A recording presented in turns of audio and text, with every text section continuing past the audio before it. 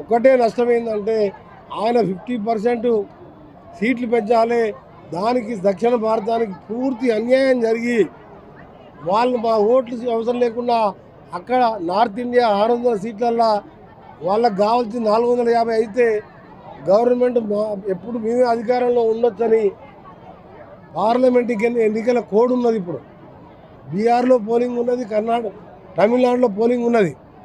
అసలు పార్లమెంట్లో కొత్త చట్టాలు తీసుకురాకూడదు. అయినా మహిళా బిల్లు ఉంది కాబట్టి దానికి కాంగ్రెస్ పార్టీ సపోర్ట్ అని చెప్పి దొంగచాటుగా ఆ బిల్లు తీసుకొచ్చింది.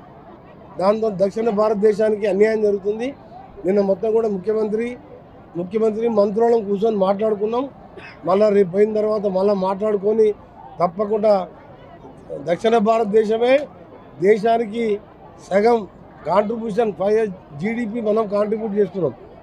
కర్ణాటక అలాంటి మన రాష్ట్ర సౌత్ ఇండియాకు అన్యాయం జరిగితే తప్పకుండా పోరాటం చేస్తామని చెప్పి తెలియజేసుకుంటూ మరొకసారి